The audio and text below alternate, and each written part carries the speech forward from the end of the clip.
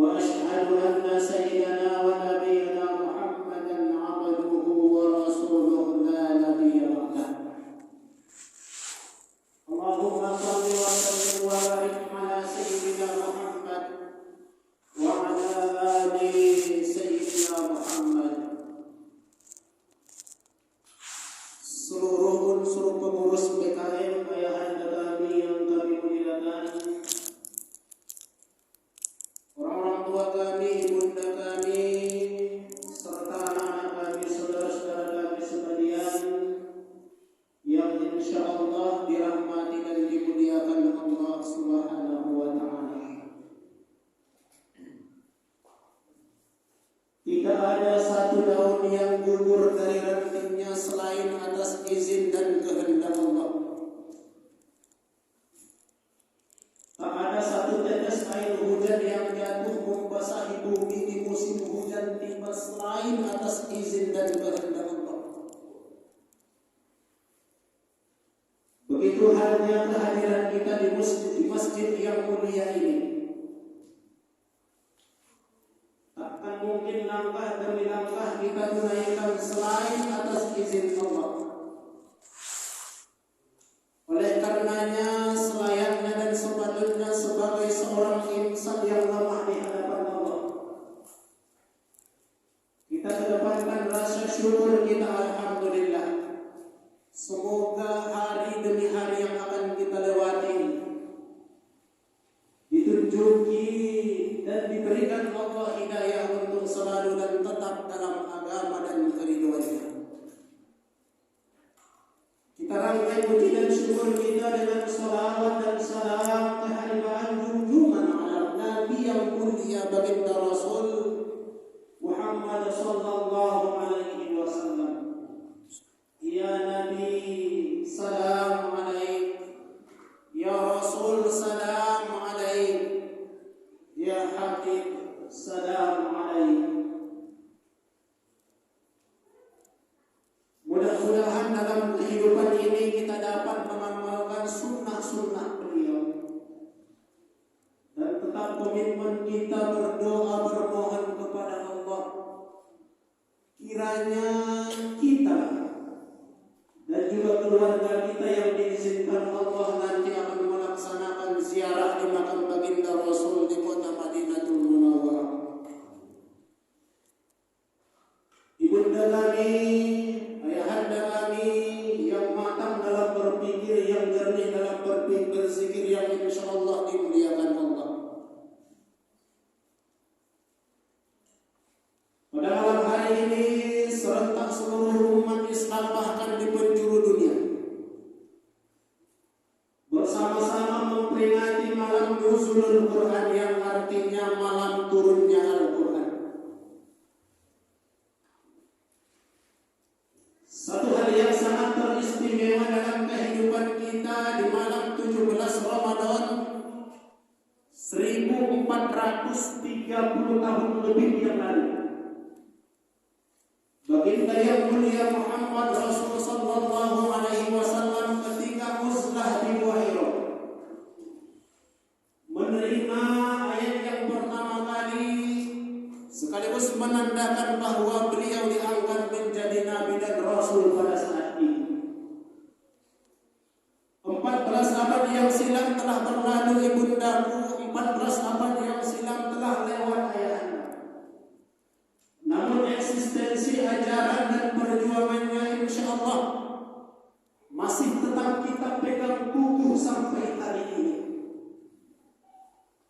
Menjadi pertanyaan besar buat kita, apa kontribusi kita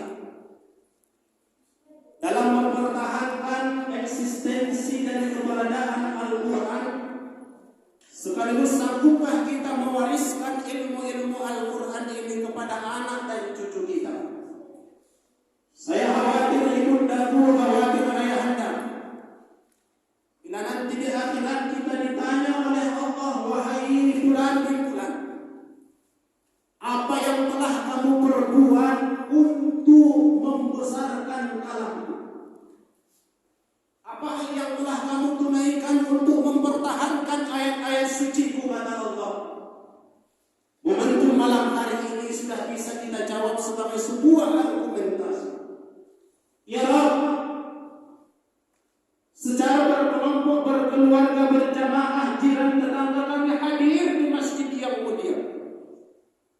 Setiap malam 17 Ramadan kami ulang kembali bagaimana sejarah perjuangan baginda Rasul. Menerima wahyu yang pertama, kami berkeluarga, bersaudara, berjiran, bertetangga, berjamaah saling ingat mengingatkan. Insya Allah ini bisa menjadi hujah nanti di hadapan Allah terhadap kecintaan kita kepada kalam Allah, walaupun sudah 14 abad yang silam ditinggalkan oleh baginda Rasul sallallahu alaihi wasallam. Untuk itu serta merta ibu dan bapak, ayahanda kami dan ibunda kami membawa anak cucu hadir juga di sini menjadi sebuah tradisi yang baik dan menularkan virus-virus yang positif dalam ajaran agama agar mereka kelak besar tahu bagaimana cara menghargai perjuangan baginda Rasul sallallahu alaihi wasallam. Ibundaku, saya termasuk orang yang senang melihat anak-anak di masjid. Main-main dia ustaz, kata itu. Biarlah.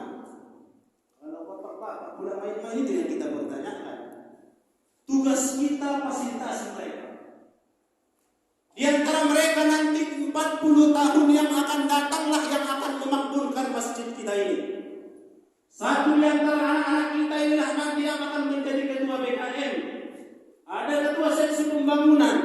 Bahkan mereka lah yang berdiri tegak lurus nanti di hadapan jenazah kita, yang akan menghantarkan kita ke tempat peristirahatan yang terakhir. Bila mereka tidak kita bekali hari ini dengan cinta kepada masjid, bila mereka tidak kita bekali hari ini untuk cinta kepada Al-Quran, bagaimana mereka memperjuangkan agama 40 tahun yang akan datang? Bagaimana nasib agama ini 50 tahun yang akan datang? Oleh karenanya secara sadar kita bersama-sama, dakwah ini tidak hanya berhenti di tangan kita, kebaikan ini tidak hanya berhenti di tangan kita, akan kita wariskan kepada anak dan cucu kita. Mudah-mudahan mereka menjadi anak yang solih dan solihah, pewaris para warasatul anbiya di masa-masa yang akan datang. Ibundaku, ayahanda kami, jamaah yang dimuliakan Allah, 14 abad yang silam baginda Rasul telah membawakan Al-Quran yang sungguh mulia. Sebenarnya apa sih gerangan dari isi Al-Quran itu yang sejatinya? Bila kita berbicara tentang konsep Al-Quran, di malam Nuzulul Quran ini insya Allah akan kita bahas walaupun sedikit demi sedikit. Karena kalau kita jelaskan dari awal sampai akhir, ibundaku, berarti kita di sini berada 22 tahun lebih. Tak mungkin kita singkat dalam waktu setengah jam. Kalau nanti kita peringati semua, Bu, dimulai dari surah Al-Alaq sampai yang terakhir, al-yawma akmaltu lakum dinukum wa asmamtu alaikum nikmati wa raditu lakumul Islam madinah. Pendapat ulama itu ayat yang terakhir. Tapi Ustaz Quran masih di belakang. Itu yang sudah tauqifi, disusun oleh Rasul melalui petunjuk hadis dan wahyu. Tak bisa kita ubah-ubah. Ibunda kami, jemaah yang dimuliakan Allah, hampir 23 tahun baginda Rasul menerima wahyu demi wahyu yang tujuannya apa? Untuk kita sebagai petunjuk dan pedoman dalam mengarungi kehidupan yang sangat luas ini. Apa sih sebenarnya Al-Quran itu? Ulama membuat sebuah definisi tentang Al-Quran. Al-Quran wa kalamullah al-munazzalu ala Muhammadin al-mutawali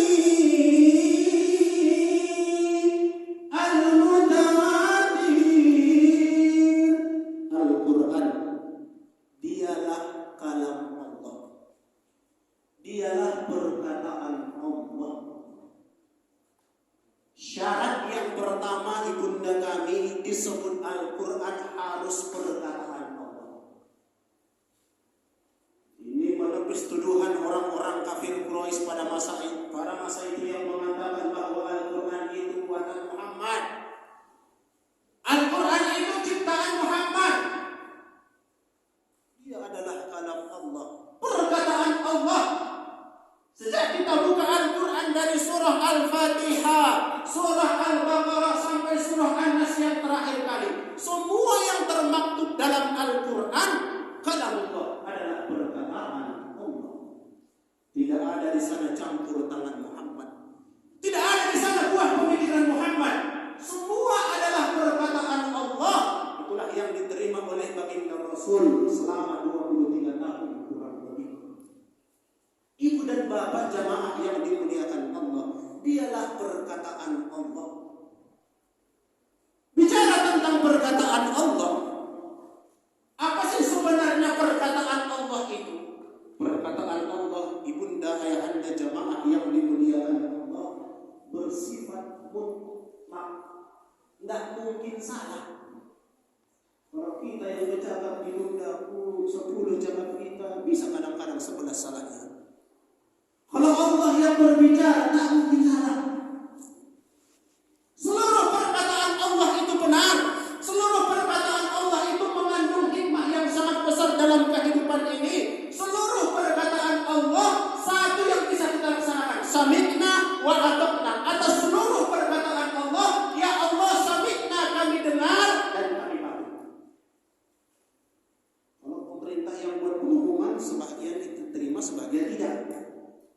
Orang yang berbicara sebagian tidak terima, sebagian tidak. Tapi kalau Allah yang berbicara, seluruh perkataannya, kita sebagai seorang manusia yang lemah di hadapan Allah hanya bisa bilang sami'na wa ata'na. Ya Allah kami dengar, ya Allah kami taat dan patuh. Allah bilang sholat. Allah bilang puasa. Jangan pakai logika ibunda, payah nanti. Nah, kalau kita pakai logika nanti luar biasa, tidak bisa kita baca. Ustaz, apa itu? Subuh kok 2 rakaat. Kenapa dia? Kan lebih banyak lebih bagus pahala. Oh, nggak ada cerita. Itu yang sudah ditentukan oleh Allah. Ada hal-hal yang bersifat mutlak ibunda kami yang tak bisa dirubah-rubah oleh manusia. Kalau hal yang bersifat Al-Quran, mulai dari surah Al-Fatihah sampai terakhir, sifatnya tauqifi, sifatnya sudah mutlak, bersifat dia dengan sifatnya semata-mata tak bisa dicampur tangan oleh filsafat dan pemikiran manusia. Oleh karenanya kita sebagai seorang insan sami'na wa ata'na. Al-Quran dialah kalam Allah, dialah perkataan Allah. Maka ibu bapak jamaah yang dirahmati Allah, ketika ada yang bilang hapus ayat Al-Quran 300.000 orang semua, luar biasa itu. Jamaah yang dimuliakan Allah, saya khawatir juga ibunda kalau kita diam saja pun sangat repot kita nanti di akhirat. Tanya Allah, bulan, dengar kau yang dibilang orang 300 hapus ayat Al-Quran? Apa yang kamu lakukan untuk membela itu? Ya Allah, kami tak punya kekuasaan. Ya Allah, kami bukan anggota DPR. Ya Allah, kami bukan pemerintah. Minimal doa. Minimal doa ibunda jamaah yang dirahmati Allah.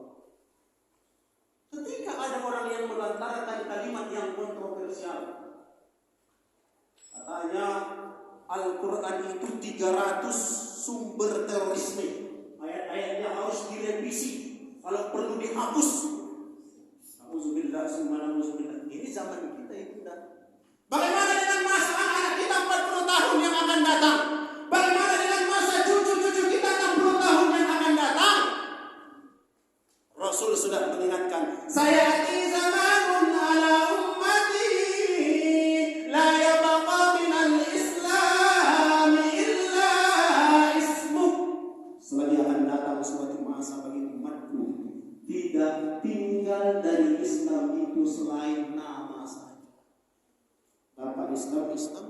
Sholat enggak, Jumat enggak, puasa apa lagi? Tapi KTP Islam. Oh, orang KTP kayak gini bunda pun nanti KTP-nya masuk surga, orangnya masuk neraka. Orang surga KTP-nya yang muslim. Saya di zaman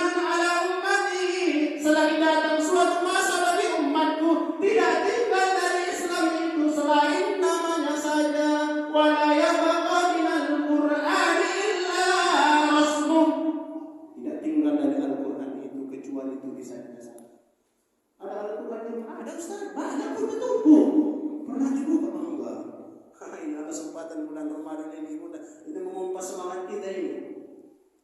Jangan sampai nanti Al-Quran itu berdebu di rumah, dituntutnya kita nanti di akhirat. Ya Allah, kata Al-Quran, saya dulu di dunia, ya Allah, dipelihara, dijaga, tak pernah dibuka dan dibaca. Itu nanti ibu di akhirat.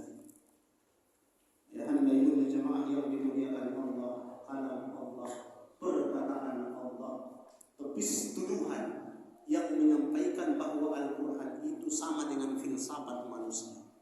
Buang jauh-jauh pemikiran yang mengatakan bahwa Al-Quran itu adalah buatan dan campur tangan Muhammad. Semua yang terkandung dalam Al-Quran, Inna nahnu nazzalna dzikra wa inna lahu lahafizun. Sesungguhnya kamilah yang telah menurunkan az-zikr Al-Quran wa inna lahu lahafizun. Kamilah yang akan menjaga originalitas Al-Quran itu. Kamilah yang akan menjaga keaslian Al-Quran itu. Ibundaku, ayahanda kami jamaah yang dimuliakan Allah. Satu, Al-Quran itu adalah kalamullah, perkataan Allah. Al-munazzalu ala Muhammadin. Yang kedua, Al-Quran itu diturunkan kepada Muhammad. Tapi Muhammad yang hidup di Arab sana, bukan tiga macam saya. Apalagi jalan sejati di mana juga si Muhammad ya kan. Wahyu pula bapak itu Muhammad juga namanya. Muhammad yang dulu 14 abad yang silam. Ibu dan bapak jamaah yang dimuliakan Allah. Jangan kita ini Muhammad barangkali yang dibilang Ustaz salah. Al-munazzalu ala Muhammadin, yang diturunkan kepada Nabi Muhammad adalah Nabi yang terakhir. Al-Quran itu diturunkan Allah melalui perantaraan malaikat Jibril kepada baginda Rasul yang mulia Muhammad sallallahu alaihi wasallam. Kita tahu bahwa manusia super yang tidak pernah berbohong sepanjang hayatnya, satu-satunya di permukaan bumi ini yang paling mulia di sisi Allah, bahkan dia dilantik menjadi Nabi ulul azm, Nabi yang sangat mulia, adalah baginda Rasul Muhammad sallallahu alaihi wasallam. Tidak pernah berbohong ibundaku. Kecil dia sudah dikasih gelar Al-Amin, orang yang dapat dipercaya. Orang yang dapat dipercaya. Allah menitipkan Al-Quran kepada dia, manusia yang amat sangat mulia. Bayangkan saja ibundaku, kalau seandainya Al-Quran ini kata Allah diturunkan di bukit, bukit takkan sanggup. Muhammadlah yang sanggup. Lau anzalna hadzal Quran ala jabalin la ra'aitahu khashi'an mutasaddian min khasyatillah. Kalau seandainya Al-Quran ini diturunkan di atas bukit, maka bukit itu akan takut dan gemetaran. Satu-satunya ibu dan bapak jamaah yang dimuliakan Allah yang sanggup menerima Al-Quran ini adalah kita manusia, yang melalui perantaraan malaikat Jibril yang disampaikan kepada manusia yang bernama Nabi besar Muhammad sallallahu alaihi wasallam. Gunung saja ibu dan bapak tak sanggup menerima. Gunung saja tak sanggup menerima kehadiran Al-Quran. Dititipkanlah kepada kita manusia yang amat sangat mulia. Maka saya, ibu dan bapak jamaah yang dimuliakan Allah, kurang sepakat saya kalau ada orang yang bilang bahwa manusia ini berasal dari yang hina. Dikutipnya pula ayat Al-Quran menghina. Ayat manusia ini bersumber dari yang hina, berasal dari air yang hina. Kalau saya kurang sepakat, mungkin di antara ibu dan bapak ada orang kesehatan di sini dan lain dari keluarga kita. Asal mula kejadian manusia yang sering kita sebut, mohon maaf ibu dan bapak jamaah yang dimuliakan Allah, air itu adalah air yang spektakuler, yang sungguh luar biasa, punya miliaran sel yang masuk ke dalam rahim ibu kita masing-masing. Masa kita bilang hina? Konsepnya tak mungkin. Yang mulia seperti kita manusia yang menerima Al-Quran lahir dari yang hina. Kalau saya lebih sebut manusia ini berasal dari yang mulia. Manusia itu berasal dari yang luar biasa.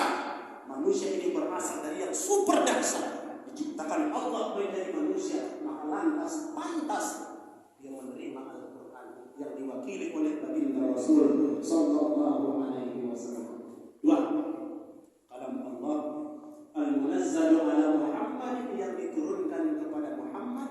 Kemudian al-mutawali yang sanadnya bersambung, gurunya bersambung. Tidak ada kita di antara kita ini simsalabim tuh langsung bisa baca Quran. Tidak ada. Saya pandai baca Quran dari siapa? Guru saya. Guru saya pandai dari siapa? Gurunya lagi. Gurunya lagi pandai dari siapa? Gurunya. Bentuk siapa? Baginda Rasul sallallahu alaihi wasallam. Ibu dan bapak jamaah yang dimuliakan Allah. Ini lagi kita kritisi. Banyak kali orang bilang Muhammad itu ummi, tak bisa membaca, tak bisa menulis. Saya tidak menyalahkan pendapat, tapi harus kita kritisi ibu dan bapak jamaah yang dimuliakan. Mana lebih sepakat kita bilang Muhammad itu pintar, cerdas, pandai semuanya, daripada kita bilang Muhammad itu tak bisa membaca, tak bisa menulis. Saya rasa ibu dan bapak lebih rasional. Muhammad itu pintar, sifatnya jasidik, amanah, tabligh, fatonah, cerdas terakhir. Ibu dan bapak jamaah yang dimuliakan Allah Subhanahu wa taala, banyak orang yang bilang bahwa Al-Quran itu, bahwa Nabi Muhammad itu tak bisa membaca. Tak, saya kurang sepakat. Kenapa kurang sepakat? Bagaimana mungkin baginda Rasul yang mulia mengatakan jumlah Al-Fatihah itu ada 7 ayat, dimulai dari Bismillahirrahmanirrahim, memastikan kalimat Bismillahirrahmanirrahim diawali oleh ba, sin, mim, kalimat Allah sampai Ar-Rahman, Ar-Rahim, semua lengkap. Kalau dia tak bisa baca, tak bisa tulis. Logika. Satu. Bagaimana mungkin baginda Rasul bisa memastikan, hai sahabatku ini Al-Quran, hai sahabatku tulis. Bagaimana mungkin sahabat mengklarifikasi kepada Rasul kalau Rasul tak tahu baca tulis? Saya kurang sepakat ibu dan bapak walaupun banyak pendapat seperti itu. Kemudian yang kedua, ketika baginda Rasul sallallahu alaihi wasallam yang kita yakini profesinya sebagai seorang saudagar, businessman, berjalan dia dari kota Mekah sampai ke negeri Syria. Ibu dan bapak jamaah yang dirahmati Allah, bawa modal, bawa keuntungan, punya catatan. Pertanyaan saya, logika siapa manusia ini yang bisa bilang orang yang tak bisa membaca menulis pulang dari negeri sana, bawa catatan, bawa hasil, bawa untung, dijelaskan di depan Khadijah ini modal, ini tak bisa baca tulisan itu macam mana utang-utangnya? Ibu dan bapak jamaah yang dimuliakan Allah Subhanahu. Kalau saya bilang Muhammad itu sidik, amanah, tabligh, fatonah, cerdas. Tapi kenapa dia tidak menulis? Orang ada sekretarisnya untuk apa menulis? Salah seorang sekretaris yang handal yang terkenal Zaid bin Sabit. Dan bapak jamaah yang dimuliakan Allah Subhanahu wa taala, harus kita tepis itu. Buang jauh-jauh pemikiran seperti, sampaikan kepada anak-anak kita ini pemikiran yang lebih membangun. Muhammad itu cerdas, pintar, tahu semua, bisa membaca, bisa menulis, semua dia bisa. Itulah Nabi kita yang mulia Muhammad Rasul sallallahu alaihi wasallam. Al-Mutawali bersambung. Jadi kita nggak ada di sini bunda betapa ibu di Gunung Sinabung sana baca Quran, nggak bisa. Ada guru bersambung. Oleh karenanya pastikan ibundaku, ilmu Al-Quran ini jangan hanya berhenti di generasi kita, harus sampai di generasi sesudah kita. Saya kebetulan mengajar di tingkat SMK ibu dan bapak. Sering saya bilang sama anak SMK, nah kalau kalian tak bisa baca Quran, malunya bukan sekarang. Apalagi yang perempuan. Kalau kalian tak bisa membaca Quran, malunya bukan sekarang. Kalau di hadapan saya bisa aja. Apalagi sekarang sudah ada transliterasi Al-Quran itu. Al-Quran bertuliskan Arab, dibuat tulisan Indonesia, dibuat dari terjemahannya di bawah. Jadi orang tak bisa baca Arabnya pun tak bisa baca transliterasi, walaupun esensinya berbeda. Saya bilang sama orang itu, nah, kalau kalian tidak bisa membaca Al-Quran, terkhusus perempuan, malunya bukan sekarang, kapan? Ketika sudah berumah tangga. Kalau kami bapak-bapak ini gampang aja. Datang anak, ya apa bacaan anda nggak nampak ya, jauh kacamata tengok sama mamamu. Coba bapak-bapak gampang ya. Kalau kami punya 1000 jurus untuk mengelak. Padahal tak tahu kapan itu baca Quran. Ya apa bacaannya ini katanya. Kata aja mama mau paling pandai. Alasan kacamata tinggi mana ini. Anak-anak kita yang perempuan ditanya oleh anak, ma apa bacaannya ini? Bisa kayak bilang kacamata hilang? Bisa bilang tak nampak? Ibu dan bapak jamaah yang dimuliakan ini menjadi renungan buat kita bersama. Ini menjadi renungan buat kita bersama. Karena suatu saat nanti kita ini pun semua akan menjadi guru. Ibu dan bapak jamaah yang dimuliakan Allah, Madrasatul Ula, sekolah yang pertama buat anak dan cucu kita bukan sekolah SD-nya. Guru yang pertama buat anak dan cucu kita bukanlah gurunya di TK dan SD, tapi Madrasatul Ula, sekolah yang pertama buat anak dan cucu kita adalah rumah kita. Bagaimana kita memimpin di rumah? Bagaimana kita memanggil dia? Bagaimana cara menyuruh dia? Bagaimana cara memberikan hukuman dan sanksi apabila dia salah? Adalah Madrasatul Ula, sekolah pertama dalam kehidupan. Sama dengan baca Quran, ibu dan bapak jamaah yang dimuliakan Allah. Jangan serahkan ibundaku, anak-anak kita ini pinoman kata orang Batubara. Al-Fatihah di guru ngajinya, ibu yang ngajari. Kenapa? Karena kalau ibu yang ngajari, setiap dia membaca Al-Fatihah, pada saat itu mengalirlah pahalanya terus-menerus kepada orang yang mengajarkan. Bayangkan saja kalau ibu dan bapak nyuruh orang lain mengajari Al-Fatihah, setiap dia baca Al-Fatihah bukan pahala sama ibu dan bapaknya, tapi sama guru ngajinya. Pinomat baca-bacaan sholat tuh kita yang ajari. Selebihnya mungkin karena kapasitas kita, kemampuan kita yang terbatas, kasih ke orang lain. Karena kita suatu saat menjadi guru. Nah, termasuk guru yang pertama, guru yang terbaik dari seorang anak dan cucu bukanlah guru SD, tapi siapa? Ayah dan bunda. Ibu dan bapak jamaah yang dimuliakan Allah, tidak lebih mulia saya yang mengajar agama daripada ibu dan bapak juga yang mengajar agama. Sama kita Pak. Ibu dan bapak mengajari anak sholat, saya berceramah sampai 2-3 jam, belum tentu dia mau sholat. Oleh karena ini harus kita buat cerdas. Ketika anak tak mau sholat, ini perintah agama sesuai dengan hadis Rasul. Anak di umur 7 tahun ibundaku tak mau sholat, suruh ajari. Di umur 10 tahun anak tak mau sholat, apa bu?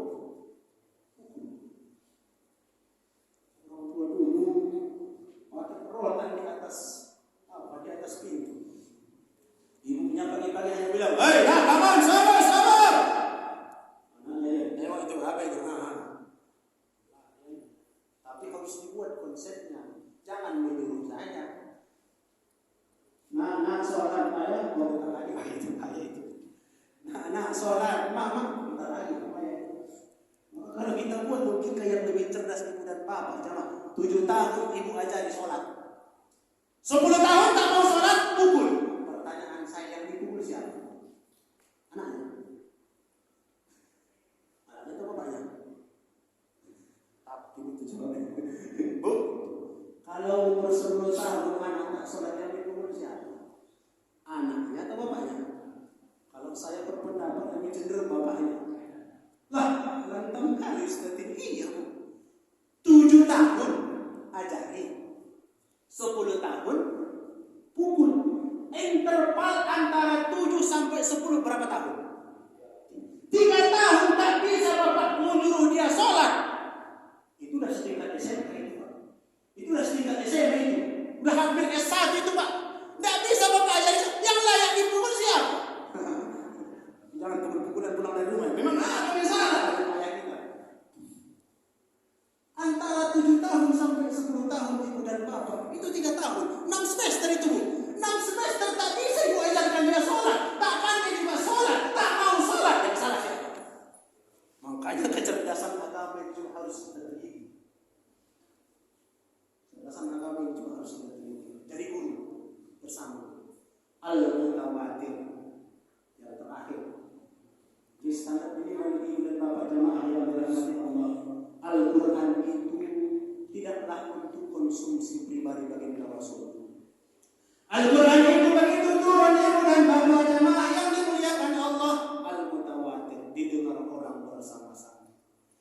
sudah bersama-sama mendengarnya ibu dan bapak, mungkinkah ada kebohongan di dalamnya?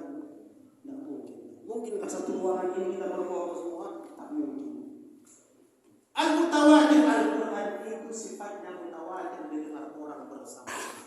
Oleh karenanya Al-Quran itu adalah bersifat terbuka dan universal. Jangan heran ibu dan bapak jamaah yang dirahmati Allah. Sekarang ini dalam konsep ilmu modern yang mempelajari Al-Quran ini bukan hanya orang Islam. Di Amerika ada studi Islam ibu dan bapak jamaah yang dirahmati Allah.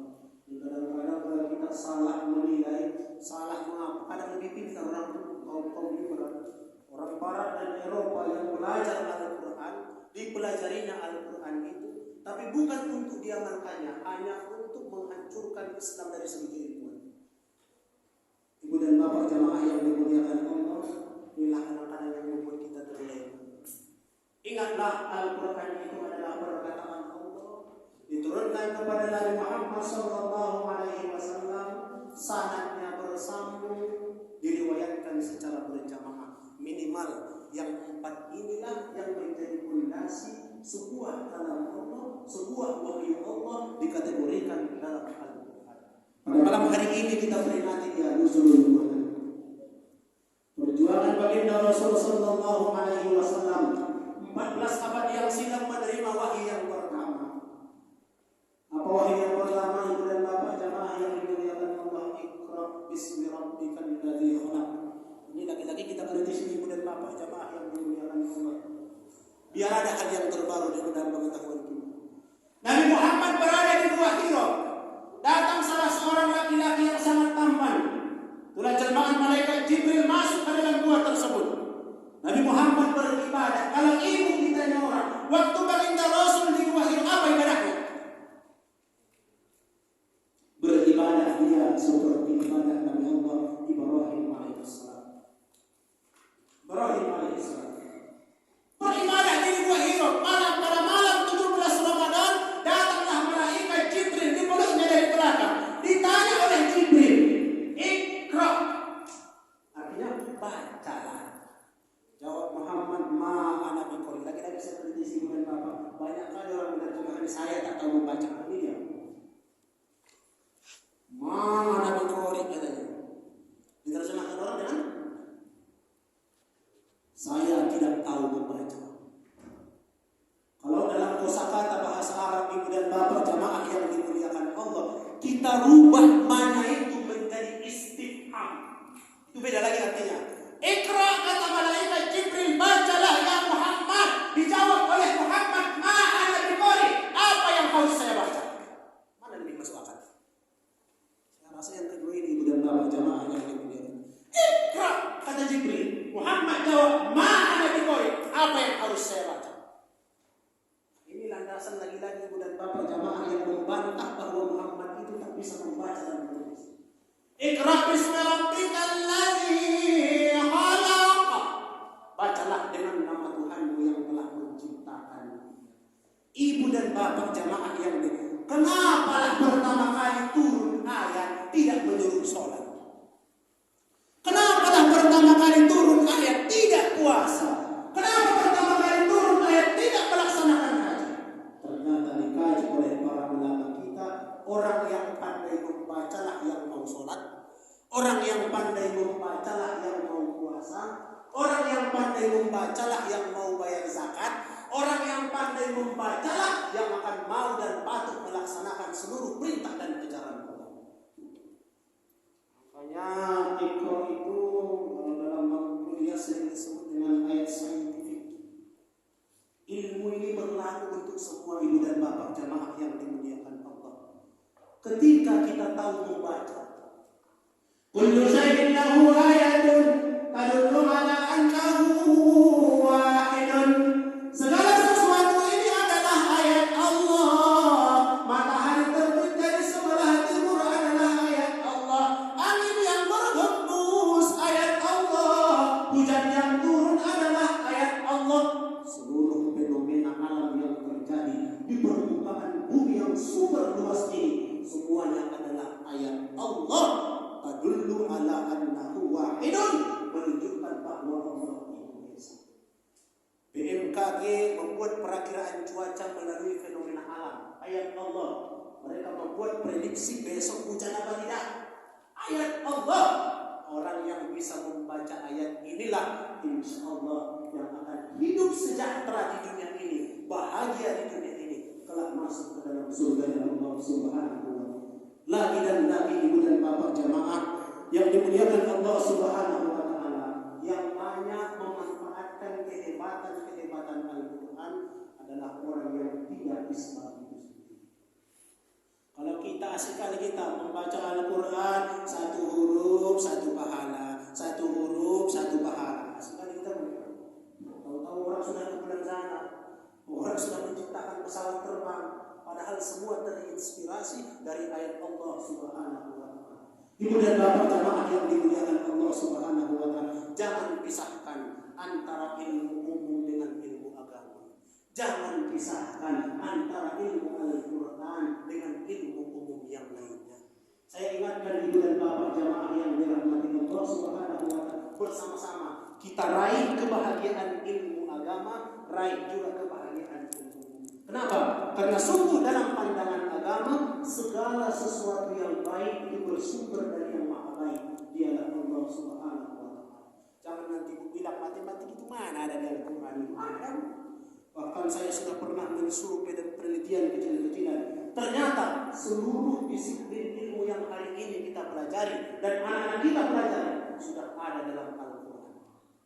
Ilmu kesehatan ada dalam Al-Quran. Ilmu tentang manajemen ada dalam Al-Quran. Ilmu tentang kehidupan bermasyarakat sosial ada dalam Al-Quran. Maka jangan pisahkan ini ilmu umum, ini ilmu agama. Tapi segala ilmu ini bersumber dari yang maha benar, ialah Allah Subhanahu wa taala. Mana buktinya? Wa 'allama Adam al-asma'a kullaha thumma 'aradahum 'alal malaikati faqala anbi'uni bi asma' haula'i in kuntum shadiqin. Siapa orang yang pertama kali menerima ilmu dari Allah? Adam. Wa 'allama Adam al-asma'. Dan Adam telah mengajarkan segala sesuatu. Adam telah diajarkan Allah segala sesuatu. Hakikat syai', hakikat segala sesuatu. Kalau tak ada Nabi Adam, mana ada kita? Oleh karenanya ibu dan bapak jemaah yang dimuliakan Allah, mari kita berikan Al-Quran, jadikan Al-Quran sebagai dustur, sebagai undang-undang petunjuk dalam kehidupan kita. Insya Allah hidup di dunia kita akan bahagia. Di dalam kubur Al-Quran itu bisa menjadi penolong kita. Waj'alil qabra unisa, Allah dalam kata para ulama dalam doa khatam Quran, jadikan Al-Quran itu di dalam kubur menjadi penolong. Apalagi dan kemudian nanti di akhirat dia akan mensyafaatkan kita. Ibu dan bapak jamaah yang dimuliakan Allah, ketika kita sanggup membaca Al-Quran, kita amalkan, maka pahala otomatis dapat dan dia bisa menjadi penolong kita di hari yang kemudian. Jemaah ayahanda ibu dan orang tua kami yang dimuliakan dan dirahmati Allah, saya rasa inilah sebuah pengantar tentang nuzulul Quran kita pada malam hari ini. Mudah-mudahan semangat kita, giroh kita untuk mempelajari ilmu Al-Quran semakin dikuatkan Allah Subhanahu wa taala. Kita jadikan Al-Quran sebagai pedoman hidup, kita jadikan Al-Quran sebagai rujukan utama dalam kehidupan ini. Insya Allah hidup di dunia akan bahagia, di alam kubur kita akan dijaga oleh Al-Quran dan kita akan disyafaatkan sampai masuk ke dalam surga Allah Subhanahu wa taala. Atas segala kehilapan dan kekurangan saya mohon maaf bila mana yang lain datang dari Allah, kalau ada kekurangan yang dari kekurangan muslim. Allahumma waffiq kita wa Assalamualaikum warahmatullahi wabarakatuh.